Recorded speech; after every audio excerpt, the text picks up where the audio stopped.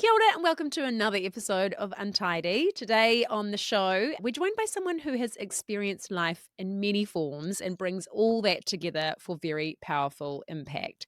Richie Hardcore is a former Muay Thai Muay, yeah. Muay Thai champion. He's an educator, advocate, and speaker on mental health, healthy masculinity, and preventing gendered violence. So he works with rangatahi youth, schools, government agencies, and communities, having really important conversations about the challenges that our boys and men are facing.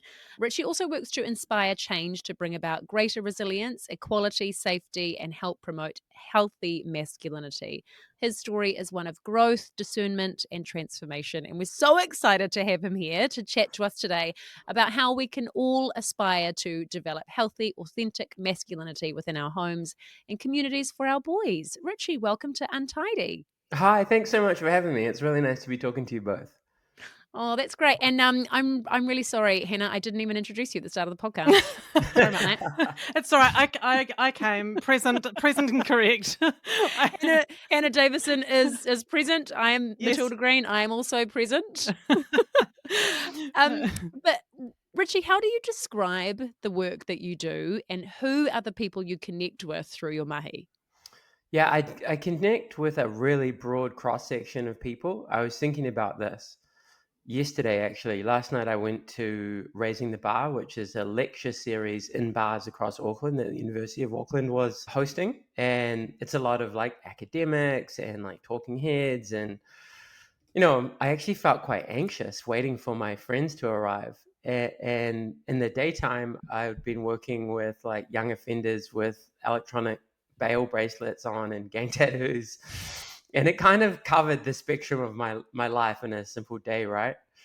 Because we all need to be having these conversations, and we all need to be having these conversations in different ways, right? And I feel, I guess, positioned to have them in different spaces because, I grew up in a pretty working class environment. I grew up in Muay Thai and kickboxing gyms. Like my first public platforms were like first fighting and then hardcore music. I used to do a radio show and talk about like metal and blah, blah, blah. And then the advocacy and then professional educational work around masculinity, gender violence preventions come later. And so, yeah, I don't know, just kind of organically developed this switch on the environment, right? Mm-hmm. And then sometimes I have to be mindful not to swear so much when I'm in like polite company. And then It's also kind of refreshing as well to well, have someone just be a little bit more authentic in those yeah, scenarios. totally. And but there is a skill to it, right? Like particularly in like social media, like you have to be really mindful that no one knows your lived experience and people can divorce what you're saying from the context from where you are. Does that make sense? So Mm-hmm. if you speak kind of rough or you get angry, then it can be counterproductive. And when into the first part of your question, how do I describe my work? That's a tricky one because sometimes I'm at a party, I'm like, do you really want to know? It's pretty depressing. Well, let's start back in. You're like, I just teach kickboxing, like that just, I help people do push-ups and encourage them to eat broccoli. But yeah, on a more serious note, I work around cultural change, what we call primary prevention of gendered violence. And we say gendered in that there is an asymmetry in who perpetrates violence in our culture. And primarily it is males who perpetrate violence towards females. They call it a triad of violence towards themselves, Mhm. right? And towards other males. So biggest perpetrators of assault and victim of it are young men. And same with homicide, right? And furthermore, our suicide rates. And this is true across the world, right? And then sadly, in our intimate lives, our intimate relationships, men are more likely to use physical violence and sexual violence and cause emotional harm and use controlling behaviors than their female partners. And obviously, we're just speaking in heteronormative sense here in Yeah. heterosexual relationships. Mm. My work is around how do you help boys and men reject some of the cultural norms, some of the family history, some of the lived experience that might have shaped who they are and what they believe and how they act in order to break both personal cycles, because some of us are born into families where violence and mental illness and substance abuse are part and parcel. I grew up to some degree like that. And then also we have a broader culture which normalizes these things, right? Like if you just listen to a lot of top 50 music, then it is recreating some of the ideas about how boys are meant to turn into men that we know contributes to beliefs that can lead to, say, violence or unhealthy relationships. So my work is around culture change and discerning culture to help particularly young men, but women and girls too, think differently and hopefully act differently. And we're, as they say, planting seeds that grow into trees that our grandkids can enjoy the shade of. Mm. It's Mm. beautiful. It is pretty hard to segue from that at a party, Richie. I'll give you Yeah, I that. know. I'm like, I'm not good at small talk. I'm like, how long you got? How long you got? And then people are like, yeah, I'm an accountant, so I've got to go. I know, it's really funny. It's real funny. I'm like, how's the because I would actually love that. Like one of my good friends is very, very wealthy. And he's like, bro, you should have studied like business or something. You just studied problems. If you study business, you have more money. If you study problems, you have more problems. I'm like, you have a point, bro. Yeah. Hey, but Someone's got to study the problems. Yeah, right? exactly. And too much money can be a problem. And I guarantee you, anyone in those spaces have got their own problems. You Oh know, yeah, it's I was talking to my wife about this. As I imagine both of you do, I know some very successful people, like very like famous, wealthy, affluent people. And knowing them personally, I'm like, bro, you're like so sad and depressed and angry and stressed and all the external trappings that we think make people happy don't work, right? Like happiness is an inside job, So yeah, I jest. I'm happy. I'm happy. I'm happy like living in overdraft and helping people. Yeah. Richie, I guess with the groups that you're working with in the different spaces, you mentioned that you're working with guys in a correctional facility. Is that what? Yeah, so I do go and speak to people incarcerated, like people in prisons or in like different rehabilitative spaces, but that's not frequent. I work with people who are in the justice system who might be on like bail and they're mandated to live at a particular address. So I do a lot of work with a wonderful organization called the Grace Foundation, who are the country's biggest provider of housing to people on bail. And we use Muay Thai and kickboxing, which is the other half of my life, as a segue and pathway or a Trojan horse to have these sorts of conversations, right? So young men will come and do 45 minutes of Muay Thai, and then we'll do 20 minutes of talking about what's consent, or how do you think porn shapes your ideas around sex, or we do guided breathing exercises for 5 minutes to give people a very simple tool around emotional regulation, because not everyone wants to talk about this stuff, And when I'm not working with, say, the Boys from Grace, or I've started working with several alternative education providers, like young people who have excluded from mainstream school, I often go and, I spoke to the New Zealand Secondary Schools Principals Association, like 250 school principals earlier this year. Or I'll do some work with government agencies like the Ministry of Social Development or Department of Internal Affairs. And, I did this project for the DIA looking at online radicalization and how do you help boys and young men understand that a lot of the, say, YouTubers or Instagrammers or TikTokers that they are enjoying the content of is pushing an ideological worldview. And if you internalize too much of that, it can lead to harm, right? Like it can internalize the values, ideas that lead to that sort of violence. No, I'm not saying you look at a few videos of Jason Lamar and suddenly you're like smashing over your missus, but I am saying that all these sorts of things add up, right? And Yeah. how do They we? all contribute. They all contribute, and how do you have a filter, right? Like I think we really need from a young age make it mandatory in our education system to have critical media literacy. We live in a world that is drowning in so many sources of information, and many of them are like bullshit. Like they're not even factually correct, or they're AI, or they're AI shaped, or they are promoting unhealthy narratives that we know objectively are not good for society, or us as individuals?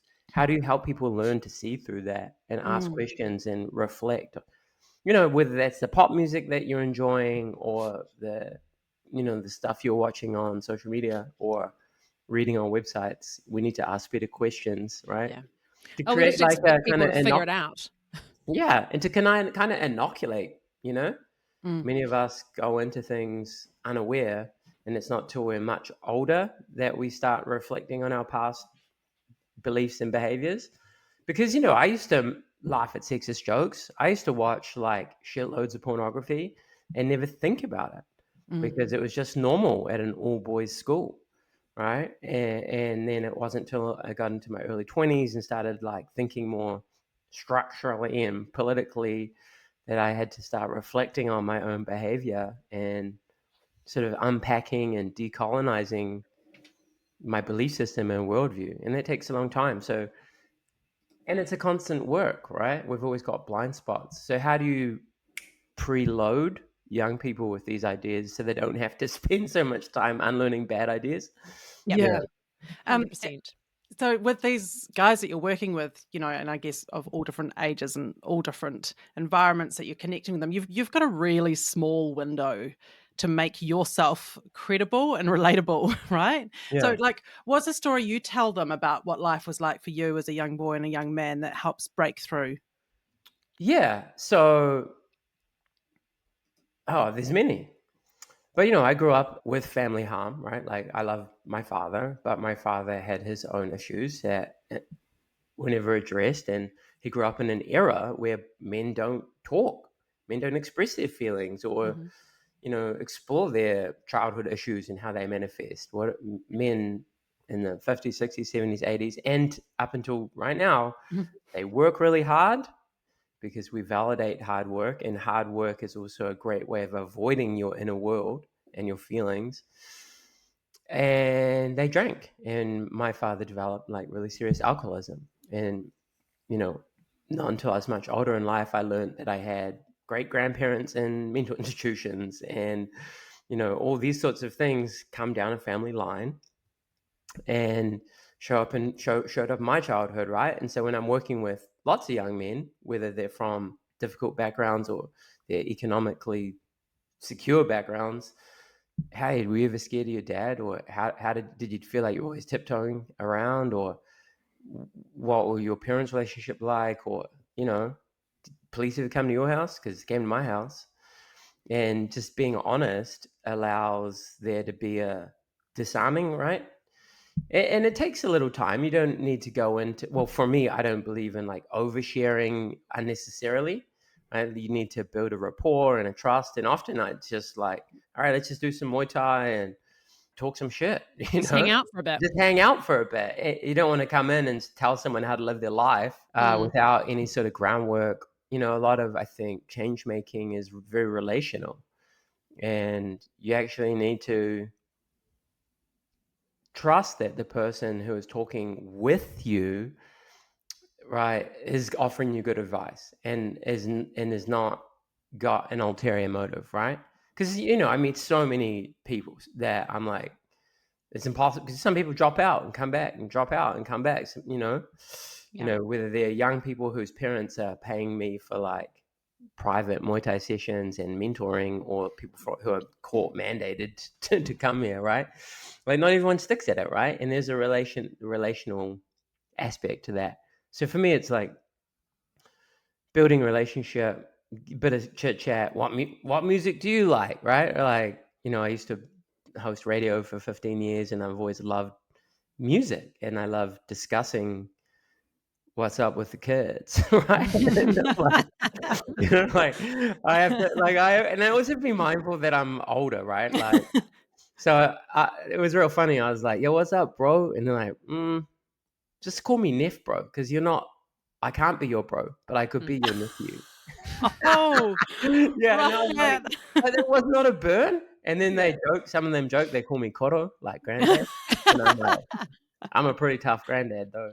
And we laugh around it, right? Like you do have to be mindful that you're not a peer, you are older, but with that comes wisdom and lessons. And if you can talk about that, it's cool. And I'm honest. I'm like, yo, remember when I was like your age, I remember we were out at this party and blah, blah, blah, blah, and this dude got bottled and then blah, blah, like having experienced stuff like that growing up, like is a entry point. But you can look and be like, if I was your age now, I would do it differently this way. You know what I mean? Mm-hmm. And then you can overlap some of the more academic or professional knowledge that one picks up over a lifetime within those war stories.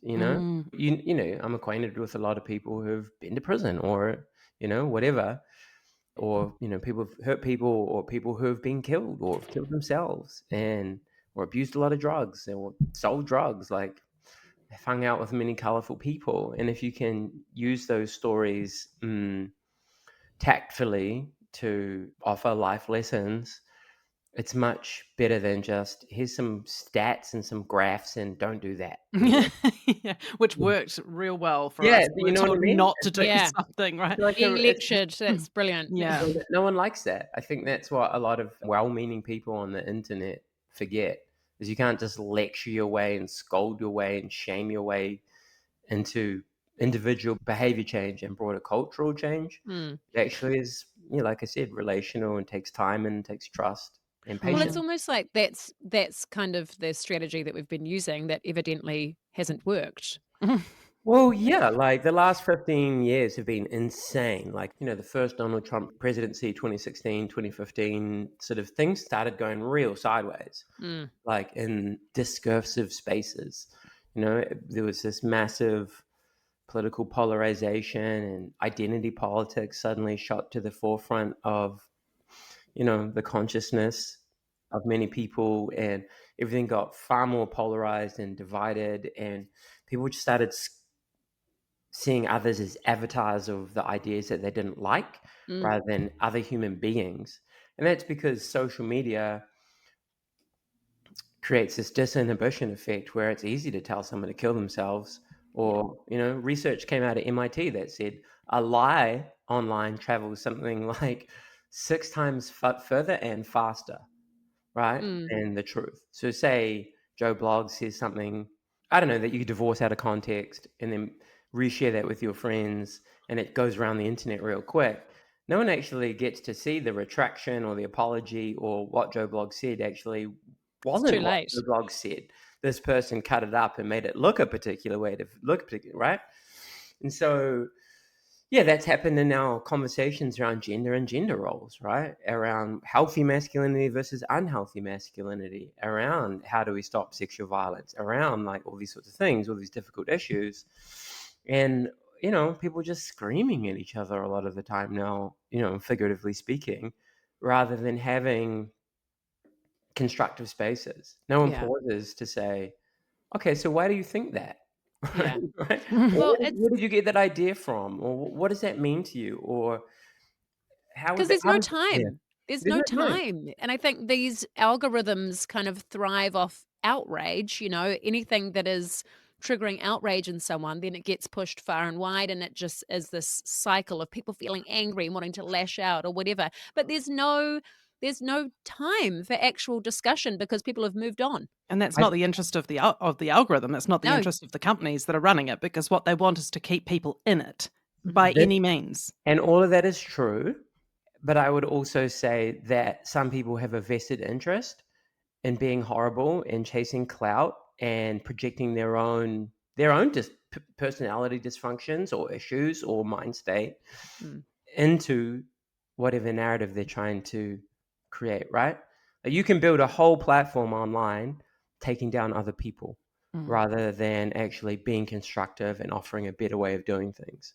Because it's easier to do that. Like you said, like the algorithm loves outrage, the algorithm loves hurt feelings, the algorithm drives those things to the forefront because it maintains engagement on these platforms, and our attention is where the money is, right?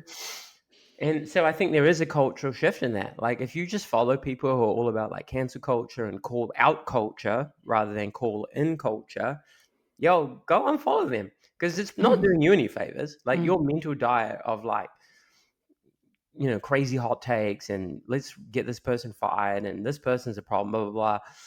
that's not good for you, and it's genuinely not solving the issues that we need to solve collectively, right?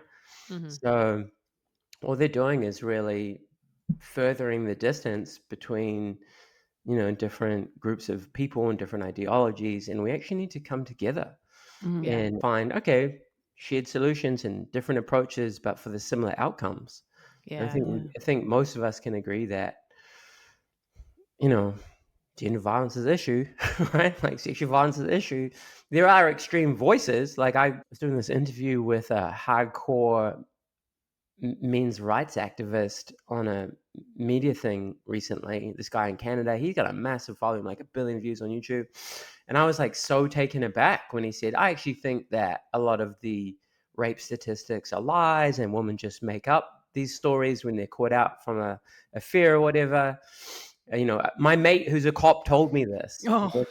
And I was like, as someone who What the works in fuck? violence, like prevention, I've lost count of the number of women and men who are survivors of sexual violence, and that violence is not always, but primarily perpetrated by men, right? Mm. And And it's most Well, not, I of it's mean, not reported either. and that's the other thing, Hannah. Like sexual violence due to shame, stigma, social ideas often goes unreported, right? mhm. Mm. So there are voices like that who just are awful and ugly and toxic. But they get pushed so far. That's what does my head That's in. it, yeah. But it's like, how do we counter that? It's not canceling 21-year-old rugby player who made some shitty joke, right? And Mm. like make him an example for the internet, Yeah. Yeah. No, Yeah. that's Let's all those are the pile on this kid. yeah. Those are the people that actually, well, there's a teachable moment there.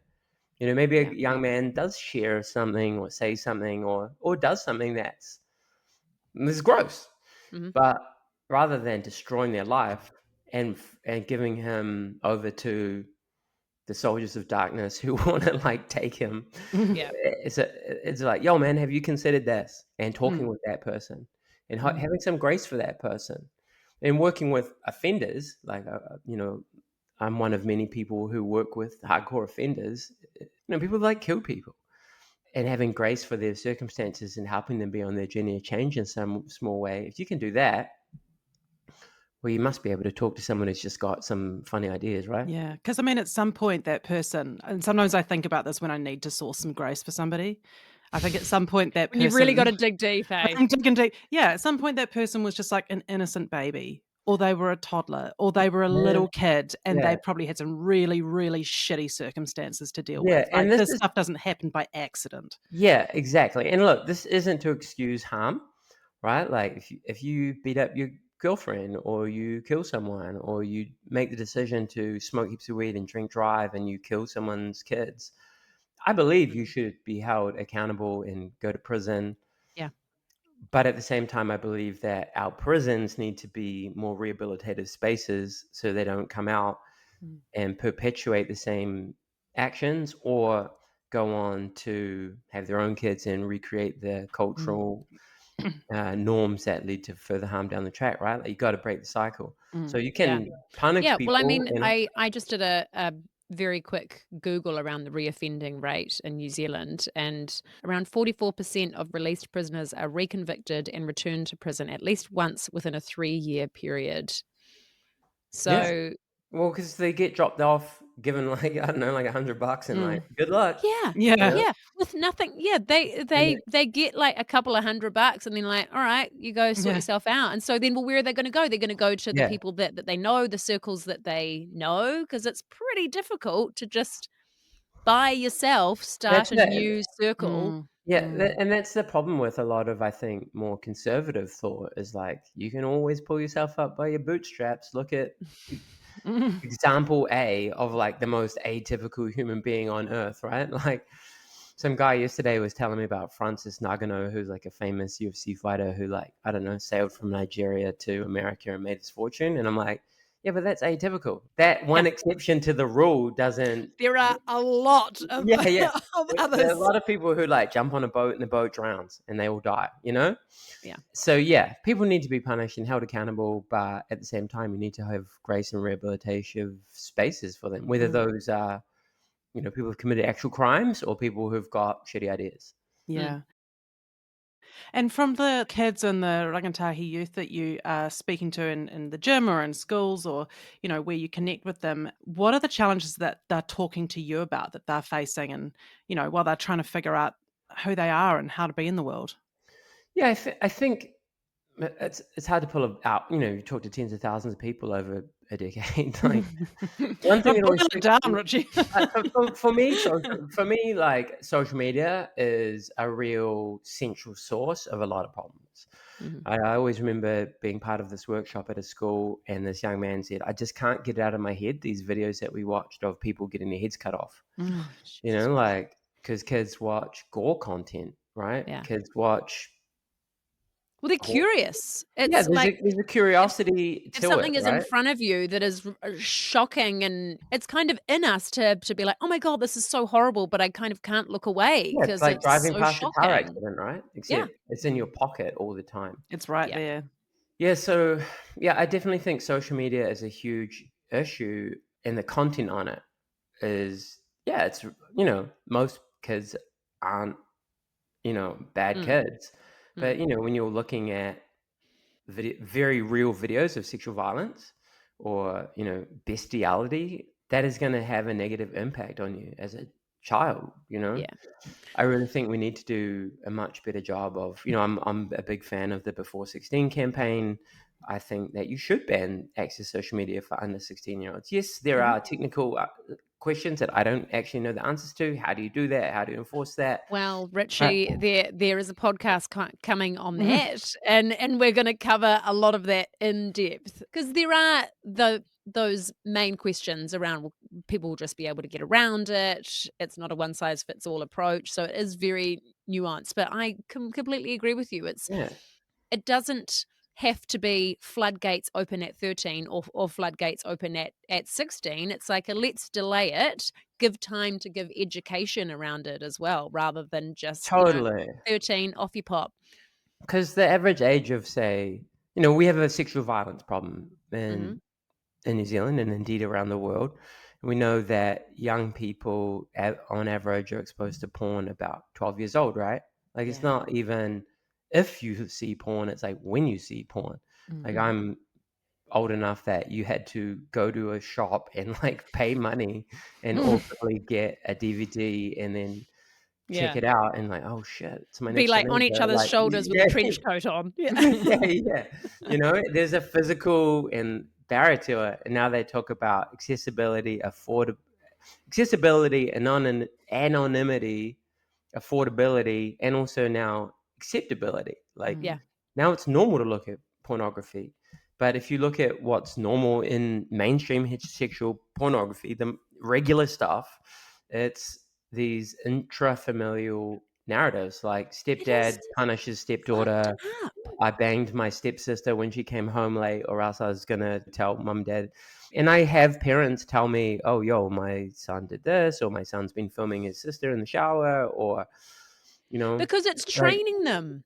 It is. It Yeah. is training people to get turned on by this fucked up stuff. Yeah, it is. And, those synaptic pathways, your arousal pathways get really programmed to like particular stimuli. And that takes time to undo. And we don't offer good sex education because no one likes to talk about the fact that like jerking off's actually like really cool and like really normal. They're like, nah, bro, what are you talking about? But it's not like everyone does it or anything. Yeah, I'm like, bro, you're 36, bro. You're 36 years old and you have 3 kids. You've definitely jerked off a few times, bro. like no one talks about that, and then they don't want to talk to their kids about that. And then you're like, all right, well, there's the internet. I'll just Google this, cornucopia of like terrible ideas. How do I have sex, or how do I get a blowjob, or like how do I give my girlfriend an orgasm, whatever. It's not like there are cool sites out there, but they're not at the forefront of the SEO. It's like some mad porn site. And so I definitely think there is tech. America is certain states are starting to age gate porn sites in the United States. I believe the United Kingdom just put in national legislation to age gate porn sites, and that has seen a reduction in access to pornography. And again, you have people argue that, oh, people are just going to use VPNs. And I'm like, okay, well, why the fuck do you encourage us to wear seatbelts or like not At wear? least make it harder, Yeah, make it harder. rather Like than put just something in there. resigning to the fact, oh, some kids might be able to get around it, so just, oh, who Therefore, cares? We'll don't just take make it. it a free for all. You know what I find weird is that, so I've always been on the left of center of things politically, right? Like I've been on a lot of marches and I have a lot of tattoos about like social issues. And, I did degrees in sociology and political science. And I looked at like, I don't know, Fidel Castro, and like I wanted to like viva la revolucion, like I was all about it. And now I find myself like aligning with what's become conservative thought. And I'm like, wait a minute, like when did it become conservative to want to protect kids from watching 5-on-1 gangbangs when they're 13, I Like, don't know, Richie. does that make sense? I'm like, It's a it's bizarre real world weird. out there. Like I find myself like Bob McCroskey sent me a friend request on like that's the guy who runs like Family First, like a very like actually conservative Christian organization. But I'm like, oh well, I actually agree with restricting access to things like porn, right? Like, I mean, I don't know Bob McCroskey. I'm sure he's a nice guy, but broadly speaking, I don't agree with some of the things I've seen him say. But on this particular issue, say around like pornography or whatever, I'm like, yo, 100%. Yeah. If I want to be part of a cultural change towards helping boys and men have healthier ideas, right? Which I desperately do. I can't say unfettered access to porn where dudes are choking chicks out and chicks are. Sorry, I shouldn't say chicks. It's bad language, and I apologize. And women are paid to pretend to like that. Then like I'd be amiss, because we know that a lot of young women are experiencing sexual choking or issues due to like anal sex that they didn't ask for or didn't know how to have safely because pornography has mainstreamed these actions. And I don't care how weird your sex life is. This is the other thing. I've imagined some people listen to me or read my Facebook posts and they're like, this guy's such a vanilla. And It's I'm also like there's I'm a like, difference between like consenting adults yeah, and a children. 14, 15-year-old boy Children, yeah. choking another 14, 15-year-old because of watching porn, and then that young girl thinking, oh, okay, maybe that's just sex. Maybe that's just what I have to put up with, being physically assaulted because that's what guys like. And then there's the broader pornification of society, and I talk about this in a lot of my work. If you listen to, say, Jack Harlow, the rapper, like, No. he did that song "Loving on Me." It was like the #1 song on iTunes charts last year. I'm not cool, Richie. I don't know. If we played it, ask these kids what's hot. Like, what up, kids? Okay, well, who we listening to, dudes? yeah, exactly. What's hot with the kids? Well, sometimes I'll just Google iTunes or Spotify charts, right? Because I want to be mindful of like what is the most listened to music at the moment. But the lyrics are, I don't like no whips and chains, but I'll choke you, baby. Right? Like that is because I do know that song. porn. Yeah. Okay. So you know the song. What's up? You and Art like rocking to it I'm in the it. club. I'm down. Yeah. I know what's up. And I'm not saying ban music. I'm not like Tipper Gore, but like I definitely think you need to talk about it. And if that's on the stereo with your 11-year-old, what does that mean to you? Like what do you think of these ideas? If this is what our young people are listening to, you have to, as a parent or caregiver, discuss it with them because otherwise they're internalizing narratives that lead to actions. Yeah. It's not just like they're definitely going to choke people, but I'm saying there are broader. I'm not trying to say it's a causative, but I'm saying it is a contributing factor to cultural norms that lead to actions, right? Yeah. Alongside all these other things. So we need to mandate education around media literacy, but also how to have nice sex that's mutually pleasurable. We don't have mandated consent education in our country, right? Like every school is different. So some schools bring in organizations or public speakers like myself. Others do none at all. Some have teachers run things through health, some have none at all. And so Mm. you have a real asymmetry of information, but most kids still get exposed to these broader cultural drivers on top of the narratives that their friends, family, and stuff expose them to, right? Mm. So Yeah, we well, need to, yeah.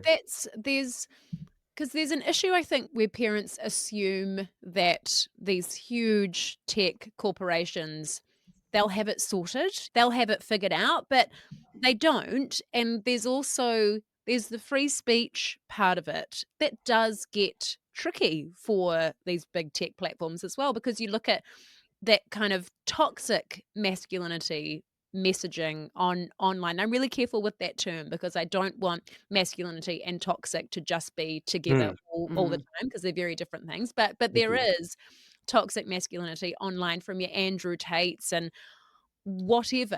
And so young boys are seeing this content and it sort of makes them feel something, and it can be alluring, especially when boys are looking for belonging, acceptance, and feeling a sense of empowerment. So how are you seeing that playing out? Because I'm seeing all this Bonnie Blue stuff where, like, you know, Bonnie Blue has slept with 1,000 men in a freaking day, and then young boys are seeing this all the Mm. time. Yeah, that's a gnarly one, right? Because again, if you were to critique someone like, say, Bonnie Blue, and this has happened to me, Mm. as a vocal proponent of critiquing pornography as an industry, actually, a lot of the pushback's not been from men, it's been from like academic feminists who argue that it's not a man's place to suggest that women can't do anything that they want with their bodies for their own agency if they want to monetize it. It's empowering, right?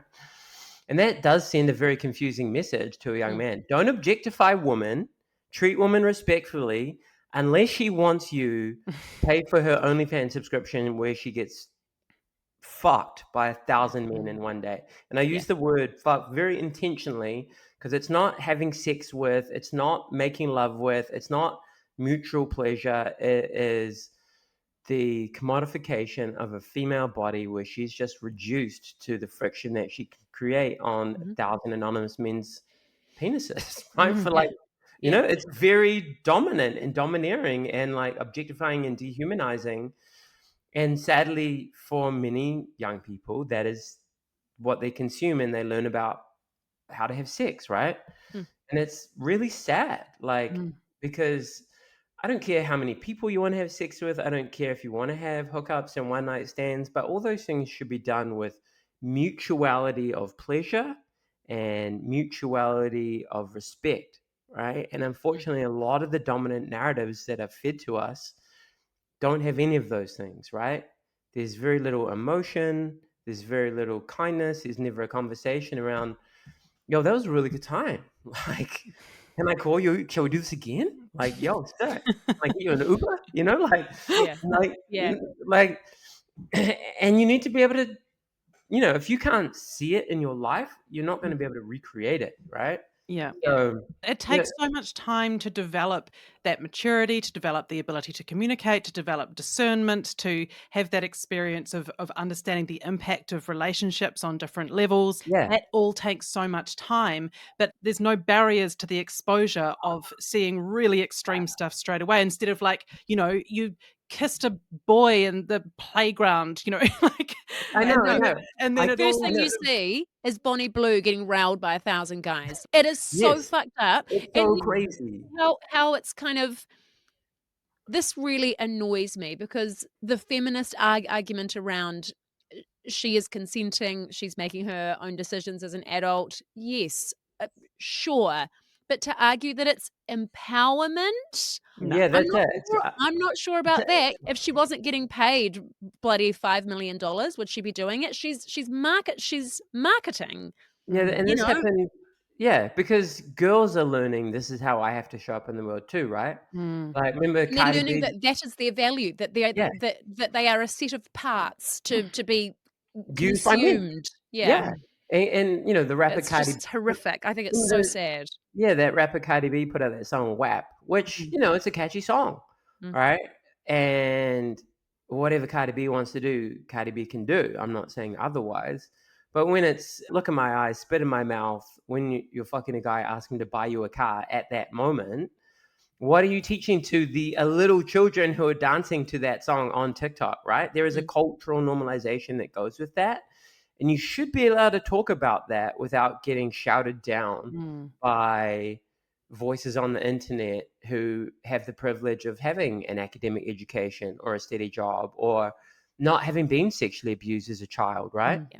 You know, like, because a lot of people who are wounded in childhood go on to have a neurotic repetition of that wounding, and they find themselves in cycles of abusive relationships inside a culture which is saying this is normal and healthy and good. Why don't you sell nudes? Why don't you do an OnlyFans? You know, all these sorts of things which reduce you to your sexual worth for the male gaze. You know, one of my Muay Thai students, just out of it, young dude, he said, "What about Bonnie Blue, bro? Like, what do you think?" And I was like, "Bro, if my son, I have two sons. I'm like, if my sons participated in something like that, If you've I would waited feel in like a line, I've failed as a father." yeah, You know, like yeah, for my sons to think that it would be all right to wait in a line in your socks while all these like gross dudes are lining up to like to have just use a woman to like use a that. woman like that, then Yeah. I've failed. Like, I haven't done my job as a man to teach them how to respect women. And sadly, we live in a society across a lot of the West where there aren't many male role models that are good for a lot of our boys. You know, it's not till boys often get to high school till they have like a positive male figure in their life. We've unfortunately coded the provision of education and caring and nurturing as feminine in our society. So you don't get many male teachers, you don't get many male nurses, you know, you don't get many male childcare workers, right? And there's also an economic component too, like we devalue those professions and they don't pay as much, right? And so unfortunately, there's a real lack of good men in visible spaces for young boys who don't have strong figures in their lives.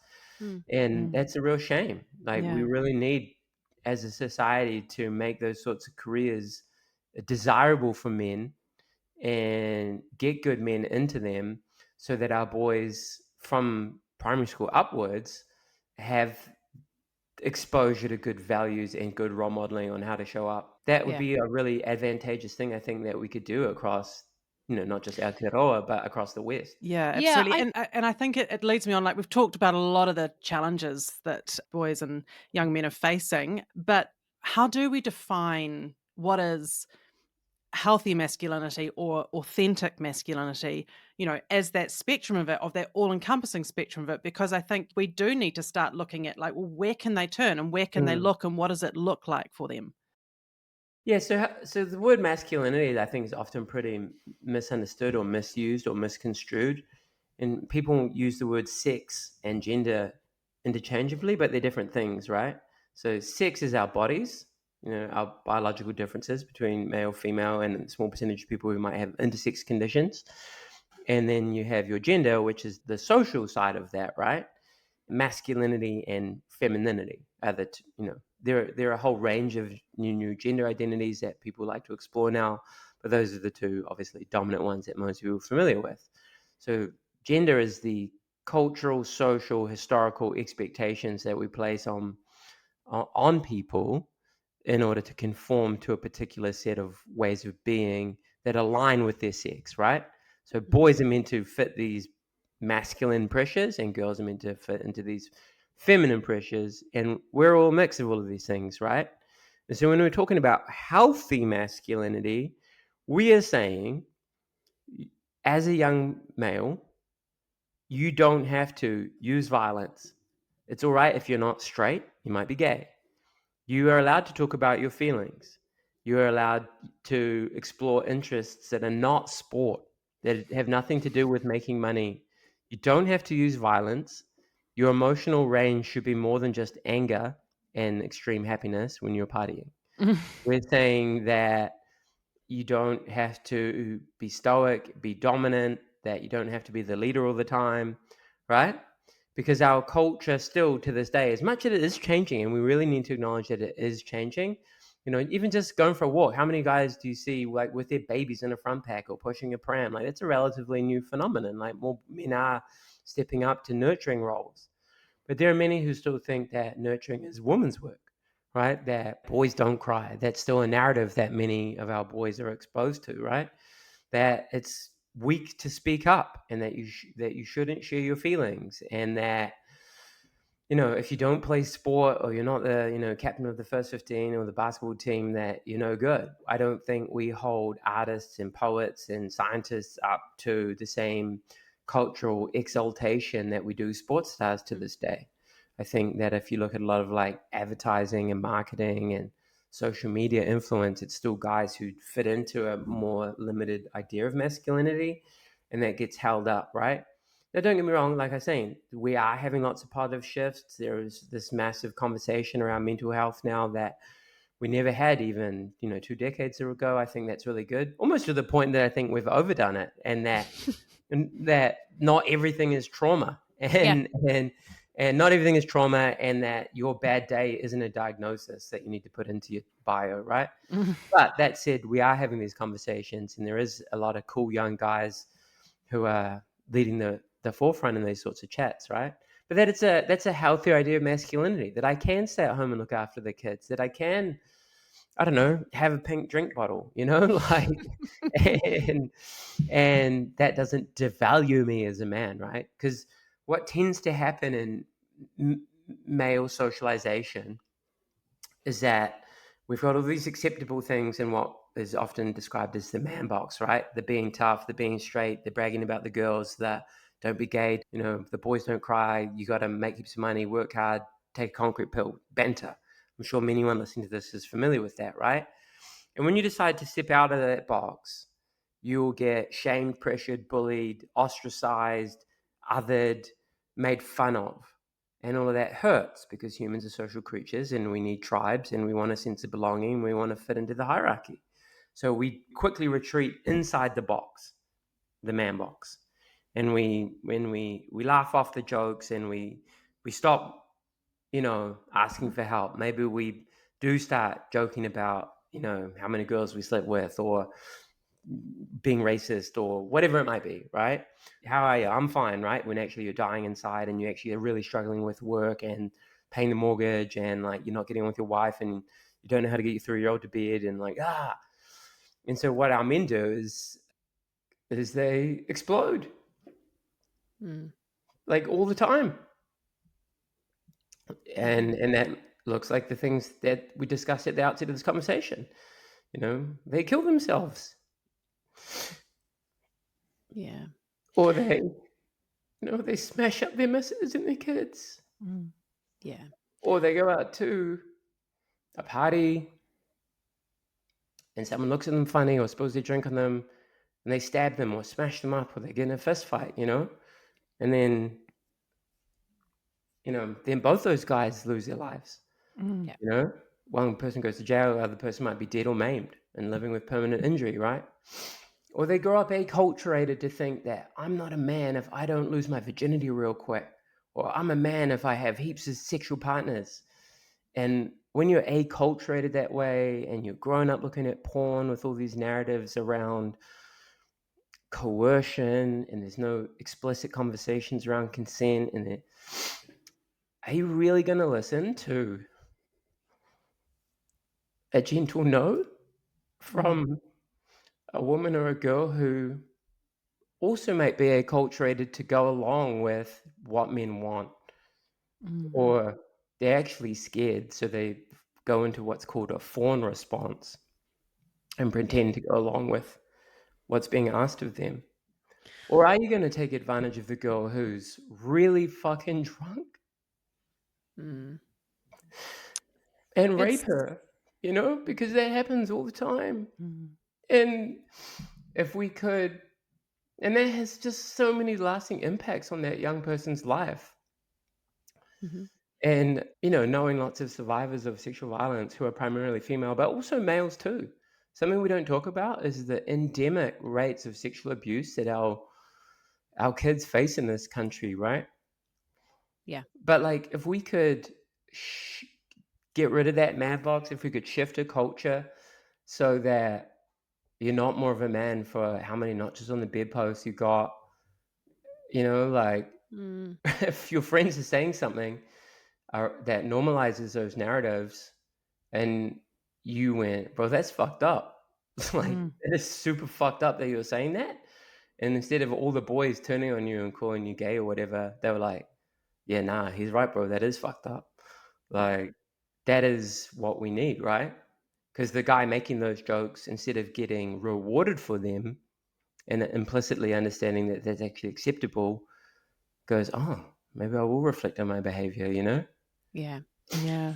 And it is I feel like it's a big hill to climb, because just on your point, Richie, like reading the stories in the media about little babies when, a young dad can't settle them and they end up with broken bones. And, it's like, Yeah. it rips my heart in two, because I think there's so much going on here. I'm obviously so sad for that little innocent baby. And I'm so sad for that dad who who doesn't know what to do with their emotions, and it instantly goes to anger and violence. They don't know how Yeah. to regulate themselves, and it really makes me really angry, because I'm like, fuck's sake, like when will we get there? Like when will these men be given the opportunity Hmm. to heal before it's taken out on Another another baby gets hurt. child? Yeah. Mm. I know it's hard. My good friend Matt Brown, who with his wife Sarah Brown started the organization, she's your rehab,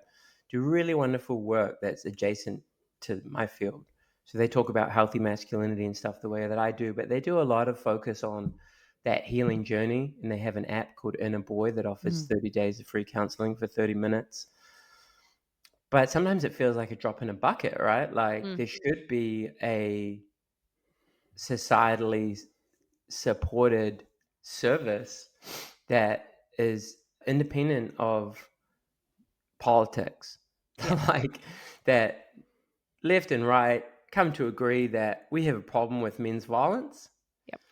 And we know that a lot of men's violence isn't because men are bad, but it's because they've experienced violence, they've been exposed to violence, they've been exposed to parental addiction, they've been exposed to parental addiction in utero, that economics and poverty and stress, all these things lead to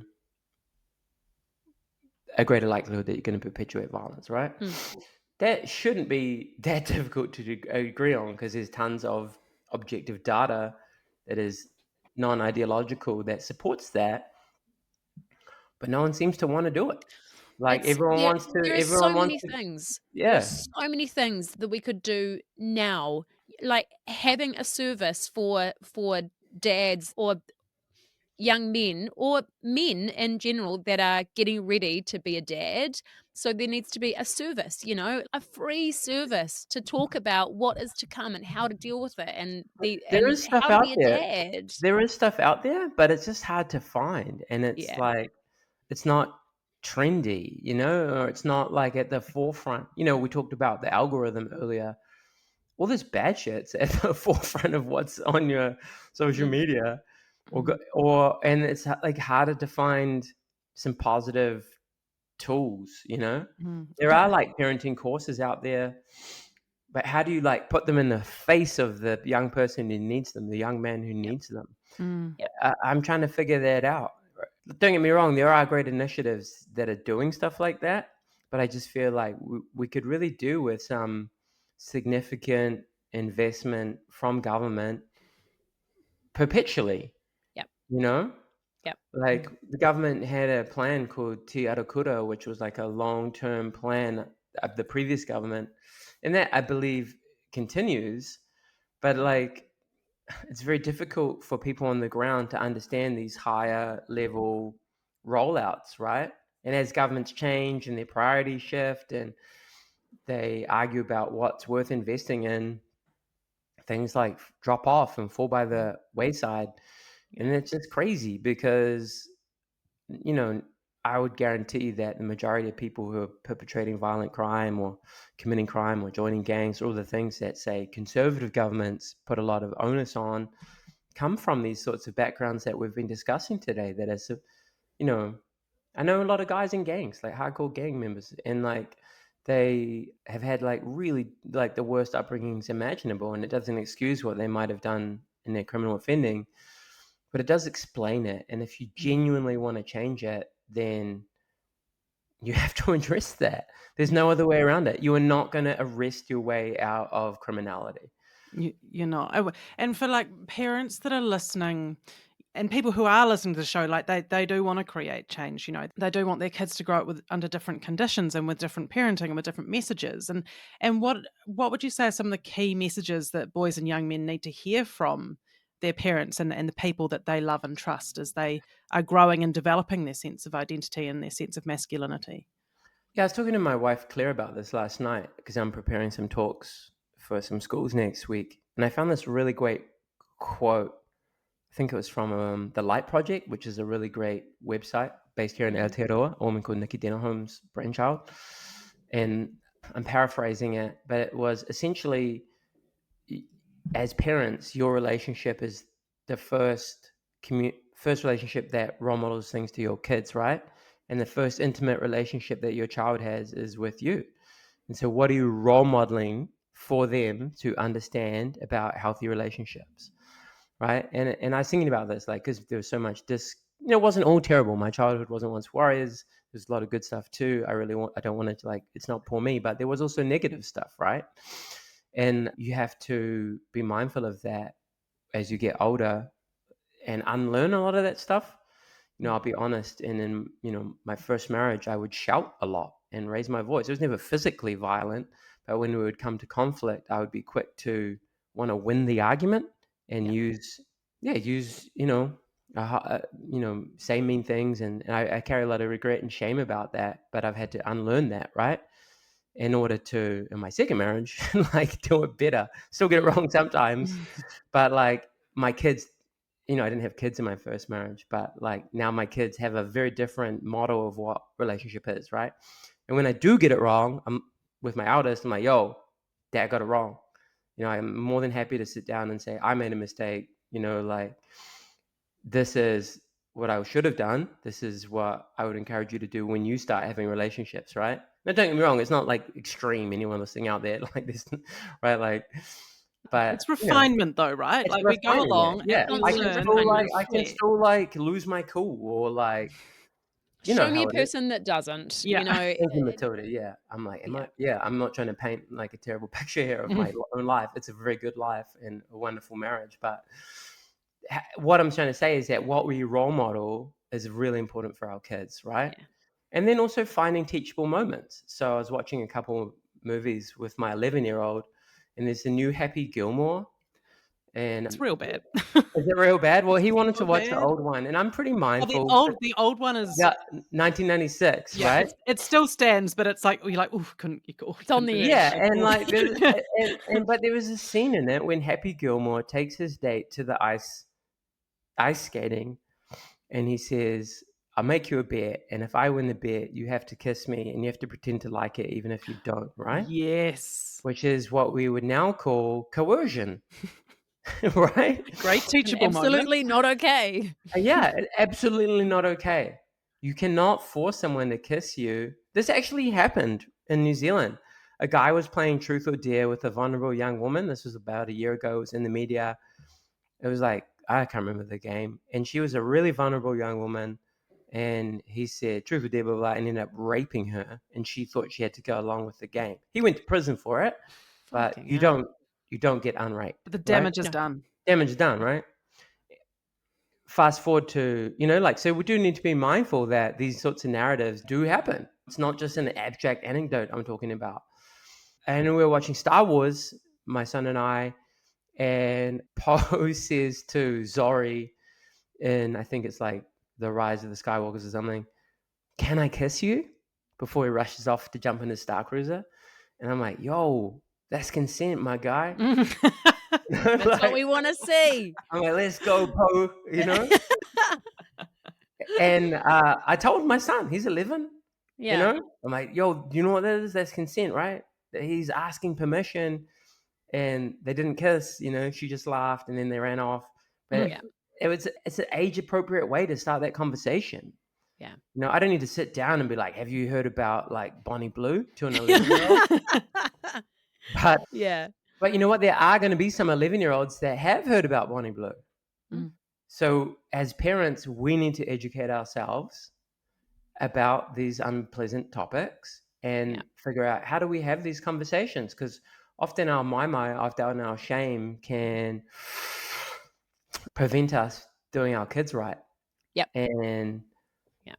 if our kids don't feel safe bringing anything to us because we're going to shut it down, blame them, shame them, tell them off, then they will go to unreliable, unhelpful, unsafe source of information, their mates or the internet or social media, right? Yeah. If your son or daughter wants to ask you a tricky chat, look up someone like Joe Robertson, who's got a series called Tricky Chats. Yeah. You know, there's a lot of information out there. As a parent, I know it's really hard. You know, everything is expensive. You feel like you're always working. You're tired. You know, it's hard. Being parent's hard, but it's also, I read it described as like a lot of joy and zero fun. And I'm like, accurate. It's good. You know, I came I home love that. yesterday and my 3-year-old's waiting on the balcony and he's like, Daddy. And he's like, super hyped to see me. All the tiredness in the world is washed away instantly. You know what I mean? Yeah. You know how it is. Yeah. It's untidy, as your podcast suggests. But you need to go out and learn despite all of that difficult stuff. Yeah. Because That's your responsibility. it's your responsibility. It's your responsibility. It is 100% your responsibility. I see this a lot with, you know, to go back to fatherlessness. You know, I follow a few women on Instagram who are like single mums. And I don't know their circumstances or how the child was conceived or the relationship it was conceived in. But there's no dad. Or they're like, yeah, the dad doesn't want to be involved. And I'm like, fuck, that sucks. Yeah. Like, even if you don't get on with the mother of your child and you've not been violent or abusive or whatever it is, but you're just making the choice, I feel like such a shame. you're making the wrong choice. Yeah. Even if you aren't with the biological parent, you really should endeavor to figure out what your roadblocks are so you can be in your child's life. Like, you really need to show up and have some responsibility, you know? There's a professor called Scott Galloway in the United States, and he talks about masculinity a lot. I really like him most of the time. I don't agree with everything he says, but large amount of it I do. And he's like, men need to step up and be involved in kids' lives. If you don't have your own kids and, you know, single moms or whatever it is, be a mentor, you know, like get involved. Take that kid hunting, take that kid fishing. I don't do either of the things. I'm a vegetarian, but like take that kid to play space Do something that invaders. they want to do. Yeah, do something Connect they with want to them. do and spend Yeah. some time with them and build a rapport with them and give them space to talk about things. And you're role modeling nurturing, you're role modeling investment of time, you're role modeling how to talk to a woman, you know, like all these good things, you know? So, is that what you would recommend for a family that doesn't have a positive male role model in their lives? You know, should they reach out to a mentoring organization? Do they find someone they trust? I think if it's safe, then definitely. There are organizations like Big Brother who have vetted mentors. Yeah. That's great. You know what I mean? Take your kids to a good sports club, you know, help them find mentors there perhaps, or at least have some regular exposure to like good men. You know, is there whānau, their uncles that could get involved? Yeah. I really think that there's a dearth of male role models. And to come back to your earlier points, like, unfortunately, social media can fill that space, you know, in a time where gender roles are changing and boys and men don't really understand what it is to be a man anymore. There are kind of really unhealthy people stepping into that void and monetizing these really traditional, stereotypical ideas of manhood that are gross, you know? So, yeah. Yeah, that's awesome advice. I actually just, while I was researching and preparing for this interview, Richie, I actually reached out to one of the instructors at my son's jiu-jitsu dojo because Oh, like they've just got a really amazing culture there and there's so much mana amongst the instructors And like, I just look at them and think, oh, those are such good relatable male role models for these young men, you know, who I'm watching them grow and becoming men over the years that we've been going there. And I actually reached out and I was like, hey, have you thought about like having a mentoring group or just like a group for the boys to come together and talk to you guys, you know, on a different level? Because, you know, they have such a great experience there with them. But I'm like, is there another layer that we could add to this? Because I think that as these boys grow, They that need would it. that would be so cool. Yeah, no, that's exactly the sort of thing that we need. Oh, I feel like we could just talk to you for hours, Richie, but we have run out of time, Let's do it again. We'll do it again. Yeah, keen to. Yeah, we'll have to do a little part 2. But thank you I so would love much that. Yeah. for sharing your story and your wisdom. Honestly, we really appreciate you and your kaupapa. You do amazing work. And like I said, there's a bit of a big job out there, but it's people like you that are doing something about it. And it's very important. So thank you so much for being on the pod. No, Hannah, Matilda, thank you for having me and sharing your platform with me. And it's a real joy. And yeah, I really appreciate it. It's been really nice talking with you. And I hope anyone who's listened's taken something positive away from it. Oh, it's been so awesome, Richie. And we've talked about a lot of like resources and organizations and different things in the pod. And I'm going to include all of those in the show notes. So Sick. anyone who was listening and thought that's a good idea, go to the show notes and we'll pop some links in there for you. Okay, cool. All right, well, let's keep in touch, all right? Yeah, sounds Thanks, awesome. Richie. Okay, Take care, thanks, guys. everybody. Bye. Bye. Thank you for listening to this episode of Untidy. If you enjoyed it, we'd love your support to keep making the show. The best thing you can do to help is subscribe by hitting follow in your podcast app and leaving us a little 5-star review. You can also now watch and subscribe on YouTube and check out how these millennials are keeping up with the cool kids on TikTok and the gram.